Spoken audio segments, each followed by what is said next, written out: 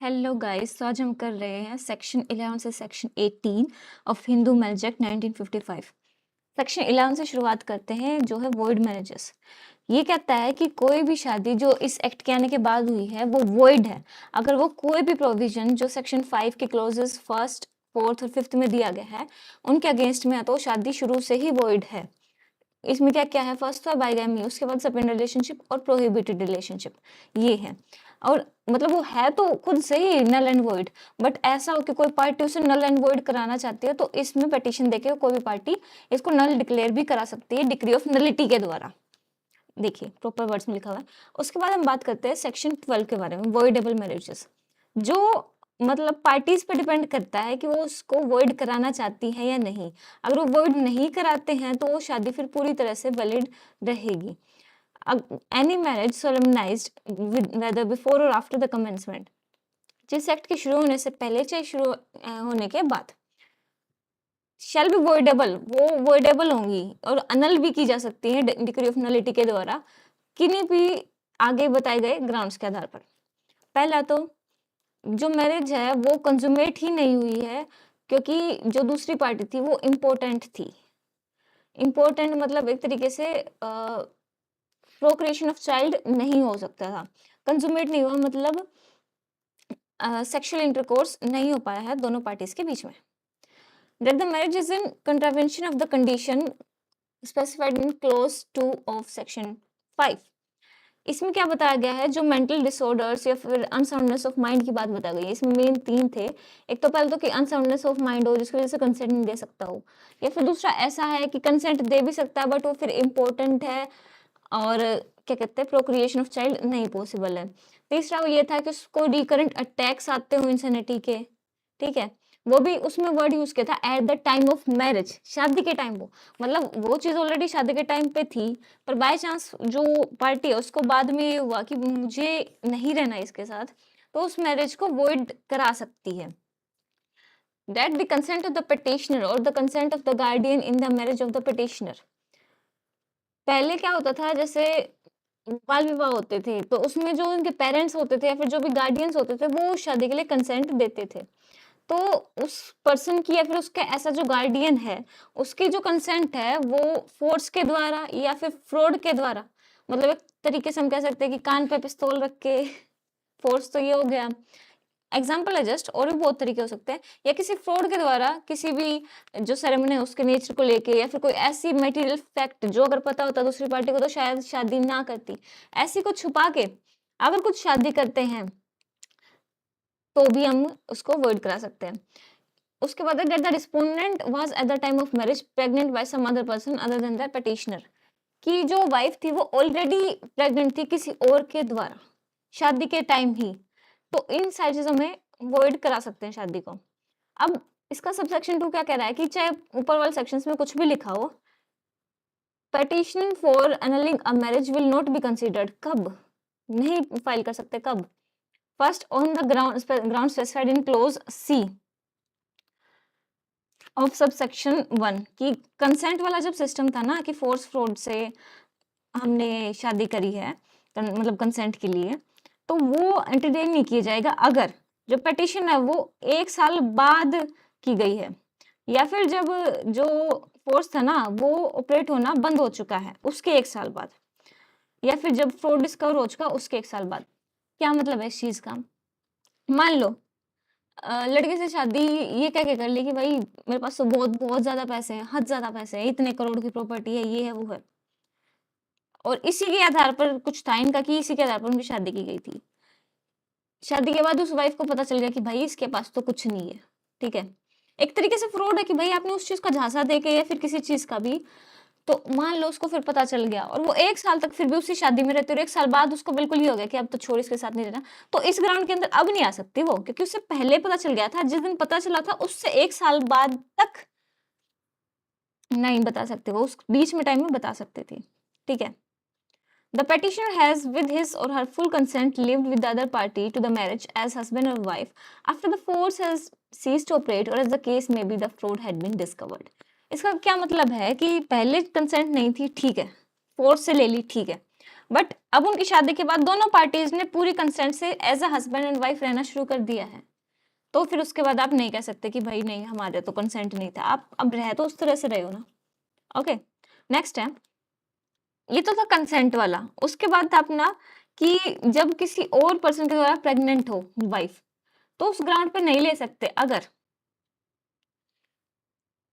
on the ground specified in clause D of subsection 1 shall be entertained unless the court is satisfied कि that the petitioner was at the time of marriage ignorance of the facts alleged, मतलब उसकी wife किसी और के द्वारा pregnant थी और वो बात उसको शादी के टाइम नहीं पता थी, ये चीज उसको प्रूव करनी पड़ेगी। अगर उसको पहले ही पता था तो फिर वो नहीं कर सकता केस।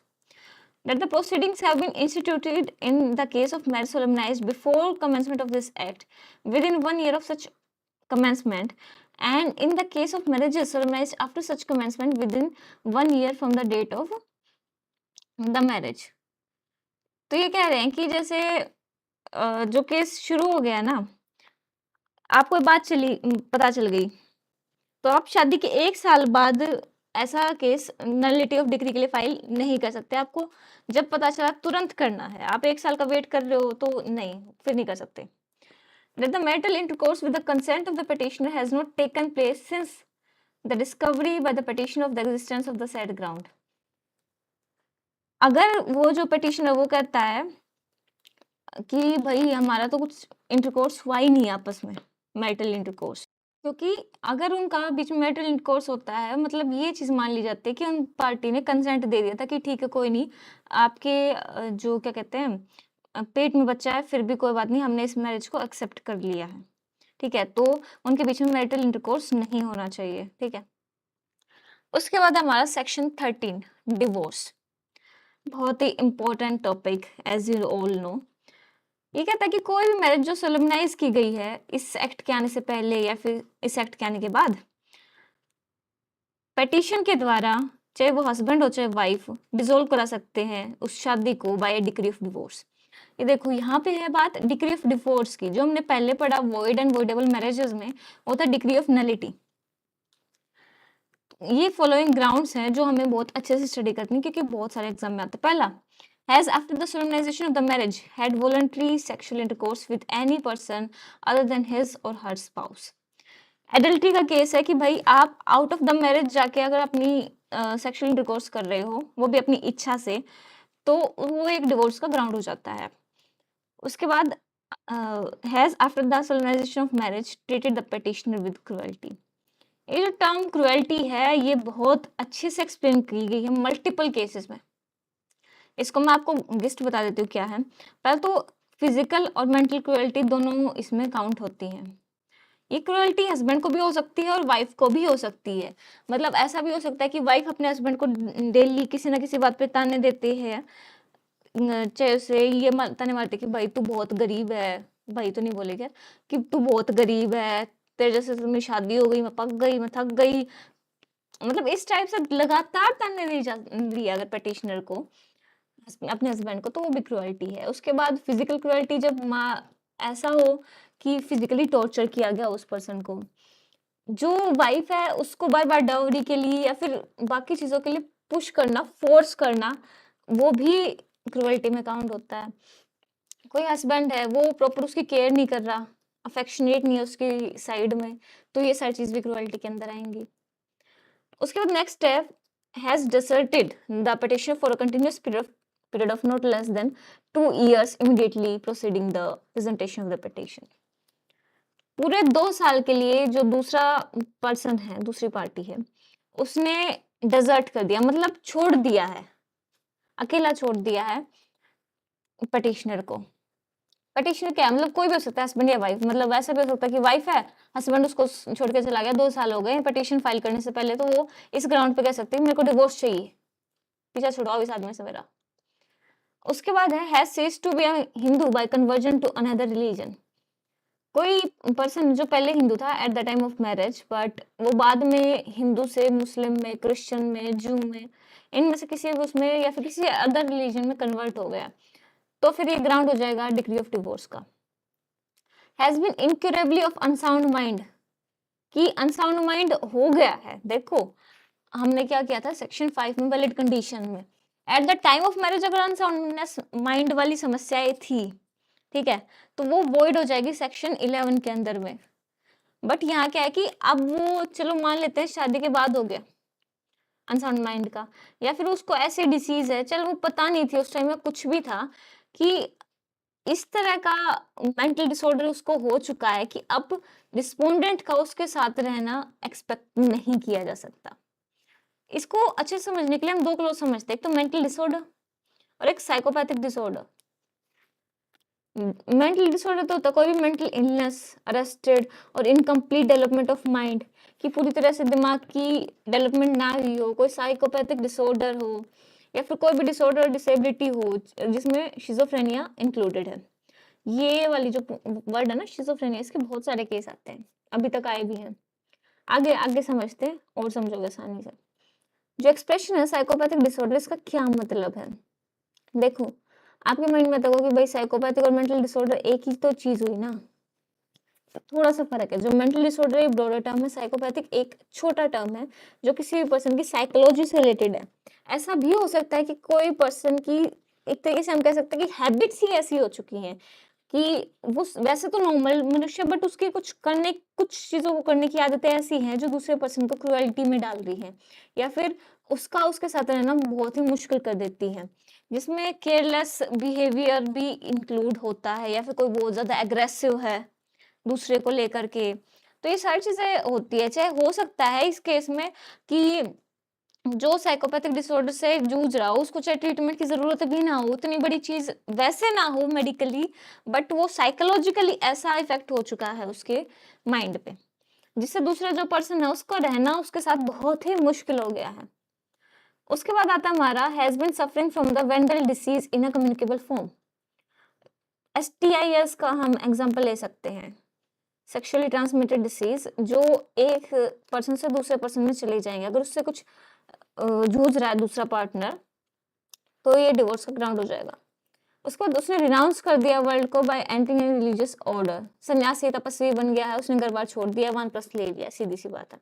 तो जो वाइफ है वो पीछे रहेगी, वो क्या करे? उसको तो भाई डिवोर्स लेके वो दूसरी शादी कर ले, कुछ भी। तो ये ग्राउंड है डिवोर्स का। देखो, ये जो ग्राउंड होते हैं ना डिवोर्स के, ये मतलब एक तरीके से अधिकार देते हैं कि आप इससे कर सकते हो। करना या ना करना डिवोर्स ही पार्टीज के हाथ की बात होती है कि they want to live like that or not. उसके बाद है next round, has not been heard of has been allowed for a period of 7 years या फिर more by those person who would naturally have heard of it had the party been allowed. कोई party है, उसकी मतलब 7 साल से पता ही नहीं है कि वो जीवित है या मृत है। जो लोग मान लो उसके मदर फादर थे, उनको तो पता ही होगा, क्योंकि कोई भी है जीवित तो ऑब्वियसली वो अपनी फैमिली केयर तो करेगा ही। तो उन लोगों के द्वारा भी ये मान लिया होगा कि 7 साल हो चुके हैं, वो मर चुका है, 7 साल या 7 साल से ज्यादा। इन दिस सबसेक्शन जो एक्सप्रेशन है डिजर्शन का, इसका मतलब क्या होता है? Desertion of the petitioner by the other party to the marriage without reasonable cause. Desertion का कोई भी रीजनेबल कॉज नहीं होना चाहिए, ना ही कंसेंट होनी चाहिए, और against the wish of such party होना चाहिए। मतलब ऐसा नहीं है कि दूसरी पार्टी इच्छा करेगी भाई तुम्हें से दूर आकर प्लीज, ठीक है? मतलब दोनों पार्टी साथ रहना चाहती है, पर वो एक पार्टी जो है ना वो जान बूझ के डिजर्ट करके चली गई। And includes the wilful neglect of the petitioner by the other party. For example के लिए हस्बैंड की घर वालों ने फोर्सफुली शादी करा दी कि भाई ठीक है, हमारी लाज लज्जा शर्म, ठीक है तो कर ले शादी, हमारी कहने से जहां हम करा रहे वहां कर ले। बट वो उस वाइफ को वैसे रख ही नहीं रहा, वो घर छोड़ के और चला गया, डिजर्ट होकर कर गया, या फिर उस वाइफ का जानबूझ के नेग्लेक्ट करने लग रहा है कि भाई तू मेरे लिए तू कुछ नहीं है, कोई फलाना दगड़ा और कोई XYZ लड़की है, मैं तो उससे शादी करना चाहता था, तू तो ऐसे ही, मतलब बिल्कुल ही नेग्लेक्ट कर रहा है उस पर्सन को। एंड इट्स ग्रामेटिकल वेरिएशंस और cognate expression shall be construed accordingly. और ग्रामेटिकली या फिर हम इनको जो भी वर्ड्स इन भावनाओं के एक तरीके से यूज करें, वो सारी चीज हमारे डिजर्शन में इंक्लूड होंगी। उसके बाद है 1A, either party to a marriage whether solemnized before or after the commencement of this act may also present a petition for the dissolution of the marriage by decree of divorce on the ground। कोई भी party, चाहे उनकी शादी पहले हुई हो चाहे बाद में हुई हो, डिसोल्यूशन ऑफ मैरिज के लिए एक क्या कहते हैं, डिक्री ऑफ डिवोर्स फाइल कर सकती है कि हमें ये चाहिए, कुछ और ग्राउंड्स दे रखे हैं क्या? That there has been no resumption of cohabitation as between the parties to a marriage for a period of 1 year या उससे ज़्यादा after the passing of a decree for judicial separation. Section 9 में हमने पढ़ा था, नहीं नहीं नहीं नहीं नहीं नहीं 10 में पढ़ा था, कहाँ पढ़ा था? 10 में ही था, 10 में ही था, 9 में था अपने पास रेस्टिट्यूशन। सेक्शन 10 में हमने पढ़ा जुडिशियल सेपरेशन कि कोर्ट करे कि कोई नहीं, तुम दोनों अलग अलग रह के देख लो। अब वो 1 साल हो गया उनको अलग अलग रहते हुए, पर कुछ नहीं, कुछ फर्क ही नहीं पड़ रहा दोनों पार्टीज को, नहीं रहना चाहते हुए भी साथ में, तो फिर वो ग्राउंड हो जाएगा। उसके बाद that there has been no restriction of conjugal rights as between the parties to the marriage for a period of 1 year. अगर ये देखो, ये 9 की डिग्री की बात हो गई, 10 की डिग्री की बात हो गई। 9 में बोला था कि तुम दोनों साथ रहो, फिर भी 1 साल तक नहीं रहते साथ। 10 में कहा था तुम अलग रहो, और उन्होंने फैसला कर लिया कि वो अब अलग ही रहना चाहते हैं। तो इन दोनों ही केसेस में वो डिक्री ऑफ डिवोर्स हो सकती है, डिसोल्यूशन ऑफ मैरिज हो सकता है। जो वाइफ है वो भी एक पिटीशन फाइल कर सकती है उसकी शादी का डिसॉल्व कराने के लिए। In the case of any marriage solemnized before the commencement of this act, that the husband had married again before such commencement, or that any wife, other wife of the husband married before such commencement was alive at the time of, provided that in either case the other wife is alive at the time of the petition, presentation of the petition. इसमें क्या है, मान लो इस act के आने से पहले, हमने एक्ट आने के बाद तो कह दिया सेक्शन 5 की कंडीशन फुलफिल होनी चाहिए, अगर वो इनको फॉलो नहीं करोगे तो वो वॉइड मैरिज है शुरू से ही। मतलब अभी तक तो हम क्या पढ़ रहे थे कि भाई देखो, एक हस्बैंड है, उसकी पहली वाइफ है, अगर वो दूसरी से शादी करता है तो दूसरी वाली शादी ही नहीं मानी जाएगी, हुई ही नहीं मानी जाएगी, वो शुरू से वॉइड है। बट ये तो एक्ट आने के बाद है, जो एक्ट आने से पहले जिनकी 2-2 शादियां हो रखी थी उनका क्या होगा? उनका थोड़ी ना दूसरे वाली को अब हम कह देंगे कि नहीं हमारे अब एक्ट निकाल दिया, अब आप कहीं भी रहो, आपको कुछ नहीं है, आप नहीं हो वाइफ, नहीं कर सकते ऐसे। तो ये कहता है कि कोई भी है जो ऑलरेडी उस शादी के बंधन में थे, उसके बाद वो एक्ट आ गया, मतलब उसे उम्मीद की किरण दिखी कि मुझे तो शादी में नहीं रहना, मैं तो फँस गई थी। हो गई थी भाई, उस टाइम पे हो जाती थी, बट वो शी इज़ लाइक मैं तो फँस गई थी, अब मुझे ऑप्शन मिल रहा है डिक्री ऑफ डिवोर्स के थ्रू, मैं इससे अलग होना चाहती हूँ। तो वो फिर अगर बिफोर द कमेंसमेंट हो रखा है तो वो सेक्शन 13 के 2 के अंदर में फाइल कर सकती है कि भाई मेरे को डिसॉल्व करके दो। हालाँकि ये है कि जैसे अगर 2 वाइफ थी ना तो दोनों ज़िंदा होनी चाहिए। मतलब हम ये नहीं कह सकते कि पहले इसने शादी करी थी एक वाइफ से, चाहे वो मर गई है, पर मुझे अब डिक्री चाहिए, नहीं, दूसरी वाइफ उस टाइम पे ज़िंदा होगी तो ही आप पिटीशन फाइल कर सकते हो। या फिर अगला ग्राउंड है कि जो हस्बैंड है, शादी जब से हुई है उनकी, वो गिल्टी है रेप का, सोडोमी का या फिर बेस्टिलिटी का। ये मतलब रेप तो हो गया ह्यूमन बॉडी के साथ, ये जो सोडोमी और बेस्टिलिटी होता है ना, मतलब एक नहीं होता पशुवत आचरण, उस तरह की चीज़ें कि नॉन ह्यूमन्स के साथ भी सेक्सुअल इंटरकोर्स वाली चीज़ें, ठीक है। That in a suit under section 18 of Hindu adoption and maintenance act, ये सेक्शन 18 में वाइफ को मेंटेनेंस देने की बात की गई है, या फिर कोई भी पिटीशन सेक्शन 125 में ऑफ सीआरपीसी, अब ये बीएनएसएस का 144 हो गया है, ठीक है। A decree or order as the case may be has been passed against the husband awarding maintenance to the wife, notwithstanding that she was living apart, and since the passing of such decree or order, cohabitation between the parties has not been resumed for 1 year or upward. मतलब maintenance के लिए decree दे दी court ने, उसके बाद 1 साल हो चुका, वो साथ में नहीं रहते हैं, तो फिर उनको आगे भी अब ऑप्शन है कि भाई डिक्री दे दो हमें, हम साथ रहना ही नहीं है, ठीक है। या फिर पता है इन केसेस में क्या होता है, कई बार वाइफ जो होती है जिसको मेंटेनेंस मिल रहा है वो साथ रहना चाहती है, पर वो नहीं, हस्बैंड नहीं लेके आ रहा भाई अब उसको, तो कुछ नहीं कर सकते, वो डिवोर्स ले सकते हैं, ठीक है। That her marriage whether consummated or not, इस एक्ट सोलमनाइज हुई थी जब उसकी एज जो थी 15 से कम थी, and she has reputed in the marriage after attaining that age but before attaining the age of 18 years. 15 और 18 के बीच में जो वाइफ है वो शादी को रेपुडिएट करा सकती है, उसको ख़त्म करा सकती है कि इसको सिंस द बिगिनिंग ख़त्म किया जाए, ठीक है। This clause applies whether the marriage was solemnized before और after the commencement of the marriage laws. अब आगे चलते हैं 13A में। अब ऑल्टरनेटिव रिलीफ क्या है हमारे पास डिवोर्स प्रोसीडिंग्स की बात करें तो, इन एनी प्रोसीडिंग इस एक्ट के अंदर हुई, on a petition for dissolution of marriage by decree of divorce, court में केस आता है कि डिसोल्यूशन कराना में शादी का, डिवोर्स की डिग्री दे दो, except in so far as the petition is founded on the grounds mention in, यहाँ तो क्रुएल्टी था, 6th-7th में एक में था आई थिंक रेनंसिएशन था, और 7 में था अपने पास, देखो थोड़ी सी चीटिंग करके आते हैं, हाँ रेनंसिएशन हो गया था ये, और एक 7 साल के लिए जीवित ही नहीं है, ठीक है, ये केसेस हैं, इनको छोड़ के बाकियों में तो बाकी ग्राउंड पे आ रही है, जैसे उन पे आ गई, क्रुएल्टी पे आ गई अपने पास, सॉरी क्रुएल्टी पे नहीं, डिसर्टेशन पे आ गई मान लो, तो जो कोर्ट है वो इंस्टेंटली मतलब डिवोर्स देने की बजाय उसके पास ऑल्टरनेटिव है कि वो पहले जुडिशियल सेपरेशन दे सकता है, डिक्री दे सकता है जुडिशियल सेपरेशन की। उसके बाद है डिवोर्स बाय म्यूचुअल कंसेंट, दोनों पार्टीज अपनी आपसी सहमति से अलग अलग रहना चाहते हैं तो शादी डिसॉल्व करा सकते हैं। Subject to the provisions of this act, a petition for dissolution of a marriage by a decree of divorce may be presented to the district court.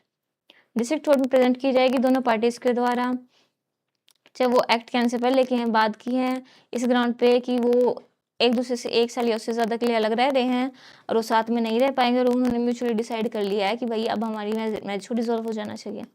On the motion of both the parties made not earlier than 6 months after the date of the presentation of the petition and not greater than 18 months after the said date.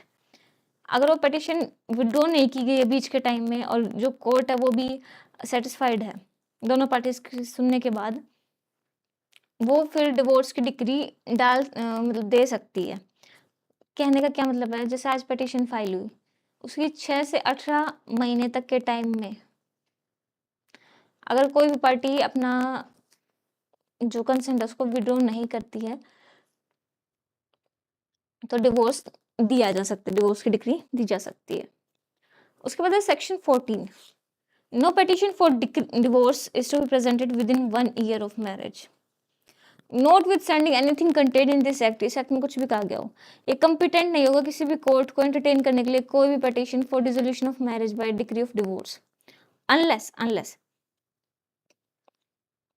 सुनो एक दो चीजों का ध्यान रखा करो, ये जो डिक्री ऑफ डिवोर्स है ना, ये चीज ध्यान रखा करो कि किस चीज की डिक्री की बात हो रही है, यहाँ पे नलिटी वाली डिक्री की बात नहीं हो रही, जुडिशियल सेपरेशन वाली डिक्री की बात नहीं हो रही, रेस्टिट्यूशन ऑफ कंजुगल राइट्स की बात नहीं हो रही, यहाँ खाली डिक्री ऑफ डिवोर्स की बात हो रही है, ठीक है। तो वापस पढ़ो, चाहे अभी तक कुछ भी कहा गया उस एक्ट में, कोई भी कोर्ट कंपिटेंट नहीं होगी मैरिज को डिसॉल्व करने की, कोई भी पिटिशन को एंटरटेन ही करने के लिए, unless at the date of presentation of petition 1 year has elapsed since the date of marriage, 1 साल ना हो गया जब तक, प्रोवाइडेड एक्सेप्शन है, जो कोर्ट है अगर अप्लीकेशन दी गई है, जैसे कि हाई कोर्ट ने जो भी रूल बनाए होंगे इसके अगेंस्ट बारे में, एक पिटिशन को अलाउ कर सकती है 1 साल के आने से पहले, ठीक है, इस ग्राउंड पे कि एक्सेप्शनल हार्डशिप हो रही है पिटिशनर को या फिर एक्सेप्शनल डिप्रेविटी हो रही है on the part of the respondent, but if it appears to the court at the hearing of the petition that the petitioner obtained leave to present the petition by any misrepresentation or concealment of the nature of the case, the court may if it pronounces a decree, do so subject to the condition that the decree shall not have effect until the expiry of 1 year from the date of the marriage, or they may dismiss the petition without prejudice to any petition which may be brought after the expiration of the said 1 year upon the same or substantially the same facts as those alleged in the support of the petition so dismissed. सरल भाषा में बताऊं, ऐसा कुछ हो रहा है, मान लो देखो मेरे थोड़े से वाइफ फेवरिंग होते हैं एग्जाम्पल, तो डोंट माइंड, दोनों पार्टनर्स के साथ दोनों पार्टीज के बीच में ऐसा हो सकता है, मान लो कि जो हस्बैंड है वो हद ज्यादा क्रुएल्टी कर रहा है उस वुमन पर, डेली आके मारता पीटता है, तो क्या कोर्ट या फिर स्टेट इस चीज का वेट करेगी कि वो जो वुमन है वो मर जाए जब हम उसके बाद उसको कहेंगे कि हाँ अब तुम डिवोर्स ले जाओ, इज इट सो? नहीं ना। अगर उसको एक्सेप्शनल हार्डशिप हो रही है या फिर बहुत ज्यादा डिप्राइव कर रखा है उस पर्सन को उसके राइट्स के लिए, ठीक है, तो मतलब बहुत ज्यादा उसका रहना मुश्किल कर दिया है, तो कोर्ट है उसको उसी टाइम पे डिक्री ऑफ डिवोर्स दे सकती है।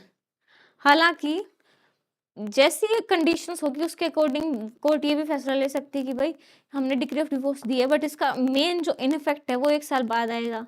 और अगर ऐसा कि बिल्कुल ही मिसरिप्रेजेंटेशन हुई है या फिर केस के फैक्ट्स को जानबूझ के ऐसा दिखाया गया कि जल्दी डिवोर्स मिल जाए, असल में सिचुएशन ऐसी नहीं थी, अगर कोर्ट को ऐसा पता चलता है तो उस पिटीशन को डिसमिस कर सकती है।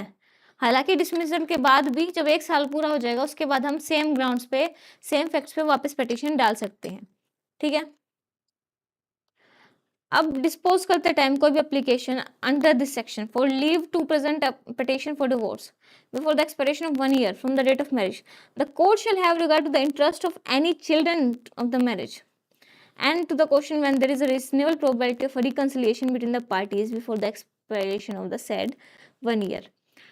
जो भी एप्लीकेशन उसको डिस्पोज ऑफ करते टाइम कोर्ट को ये चीजें ध्यान रखनी होगी कि उस टाइम पे कौन सी चाइल्ड इन्वॉल्व है या नहीं है, उसका भविष्य क्या है, कैसा होगा, या फिर कोई भी पॉसिबिलिटी है या नहीं है दोनों पार्टीज के बीच में सुलह समझौता होने की। उसके बाद हमारा divorce person when may marry again. सीधी सी बात है, जिस दिन डिवोर्स होना उससे आप चाहे अगले दिन मैरिज शादी कर लो, कोई फर्क नहीं पड़ता। ये पहले मोरली माना जाता था कि नहीं नहीं 1-1.5 साल तक हमें नहीं करनी चाहिए वरना सोचेंगे कि डिवोर्स शादी के लिए किया था, इस तरह की चीजें हैं। अगले ही दिन कर सकते हैं, बट कुछ शर्तें हैं। पहला तो उस जो डिसीजन है उसके अगेंस्ट में कोई अपील नहीं होनी चाहिए, या फिर मान लो अपील नहीं है तो जो अपील का टाइम होता है ना वो टाइम इलैप्स हो जाना चाहिए। 30 दिन 60 दिन जो भी जिस टाइप की अपील है वो जब मान लो 30 दिन की है तो 30 दिन जब पूरे हो जाएंगे ना उसके बाद आप शादी कर सकते हो। ठीक है? या फिर मान लो किसी ने अपील कर दी, हम बात करें ना अपील है, अपील कर दी तो जब तक वो डिसमिस नहीं हो जाती ना तब तक हम शादी नहीं कर सकते, डिसमिस होते ही कर लो। समझ गए आप? उसके बाद है legitimacy of children of void and voidable marriages. ये बताओ शादी करी 2 लोगों ने, अब उनके जो बच्चा पैदा हो गए, अब बाद में पता चला कि भाई फॉर एग्जांपल 2 पार्टीज हैं प्रोहिबिटेड रिलेशनशिप में थी, अब उन्होंने शादी कर ली, वॉइड है, बट उससे जो बच्चे पैदा हुए उसका क्या, उनका क्या भविष्य है अब? तो सुनिए समझते हैं। Notwithstanding that a marriage is null और वॉइड अंडर सेक्शन 11, कोई भी चाइल्ड है ऐसी मैरिज का अगर वो लेजिटिमेट होती, अगर वो शादी वैलिड होती, वो भी लेजिटिमेट ही रहेगा चाहे वो वॉइड मैरिज से पैदा हुआ हो। Whether such children is born or before और after the commencement of marriage law, इसके अमेंडमेंट से पहले हो चाहे बाद में हो, एंड चाहे डिक्री ऑफ नलिटी हुई है उस टाइम पे या नहीं हुई है, या फिर उसको वॉइड डिक्लेयर कर दिया गया है या नहीं किया गया है, बट वो बच्चा वेल लेजिटिमेट माना जाएगा वॉइड मैरिजेस का भी। और जब डिग्री ऑफ नलिटी ग्रांट की गई है वॉइडेबल मैरिज के रिगार्डिंग में, जो भी चाइल्ड बिगोटन हुआ या कंसीव हुआ before the degree is made who would have been legitimate child of the parties to the marriage at the date of the decree it has been dissolved instead of being annulled shall be deemed to be the legitimate child notwithstanding the degree of nullity। क्या कहते हैं ये कि जैसे समझो section 12 में हमें grounds दिए गए थे कि इन ग्राउंड्स पे अगर आपका है तो आपकी शादी को वॉइड करा सकते हो आप। ठीक है?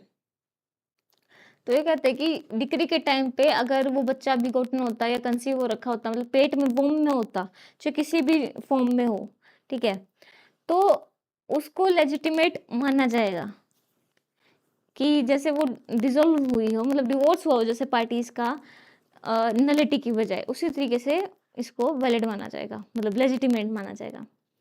अभी कह रहा है कि सब सेक्शन 1 और 2 में चाहे कुछ भी खाओ, ठीक है, upon any child of a marriage which is null and void or which is annulled by decree of nullity, any rights in or to the property of any person other than the parents in any case where for the passing of this act such child would have been incapable of possessing or acquiring any such rights by reason of his not being the legitimate child of his parents। ये क्या कह रहा है? कुछ भी जो sub section 1 और 2 में है, जैसे लेजिटिमेट बोल दिया उनको, जो भी नल या फिर डिग्री ऑफ नलिटी के द्वारा जो उनकी शादी खत्म हो गई है, तो जो पेरेंट्स है ना, उनके अलावा किसी और की प्रॉपर्टी में उस बच्चे का अधिकार नहीं होगा। सीधी-सी बात में ये है इस चीज़ का मतलब। उसके बाद पनिशमेंट ऑफ बाइगमी। कोई भी मैरिज हुई 2 हिंदूज़ के बीच में, ठीक है? इस एक्ट के होने के बाद जब एक पार्टी ऑलरेडी शादीशुदा थी, तो सेक्शन 494 और 495 ऑफ आईपीसी के उस तहत उसको पनिशमेंट दी जाएगी। ओके? उसके बाद punishment for contravention of certain other conditions for a Hindu marriage. Every person जो एक शादी करता procures a marriage of himself और herself to be solemnized in this act, जिसकी 3rd, 4th और 5th अनसाउंडनेस ऑफ माइंड है या फिर सपिंडा है या प्रोहिबिटेड रिलेशनशिप है, तो उसमें पनिशेबल होगा। कैसे? अगर 3rd में है, सॉरी ये तो एज वाला था ना 3rd, तो 2nd था ना अपना अनसाउंडनेस ऑफ माइंड का, तो 2 साल तक की सज़ा हो सकती है विद फाइन, और या फिर जो फाइन है ना वो 1 लाख रुपए तक का हो सकता है, दोनों चीज़ हो सकती है। एक बार देखें 5 के 3rd में आई थिंक एज की ही चीज़ थी। रुको गाइस, रुको गाइस, जो रुक जाओ। हाँ, 3rd में ये वाली चीज़ थी, 2nd में था अनसाउंडनेस ऑफ माइंड, कंसेंट, फलाना तकड़ा। उसके बाद हम बात करते हैं, कहाँ थे हम? सेक्शन 18 पे थे ना। अगर एज वाली समस्या है तो 2 साल तक की जेल हो सकती है, 1 लाख रुपए तक का फाइन हो सकता है, या दोनों चीज़ें हो सकती हैं। अगर प्रोहिबिटेड रिलेशनशिप में हो सकती है तो सिंपल इम्प्रिजनमेंट हो सकती है 1 महीने तक की, या फाइन हो सकता है 1000 रुपए तक का, या दोनों चीज़ हो सकती है। तो ये हमने कराया सेक्शन 18 तक।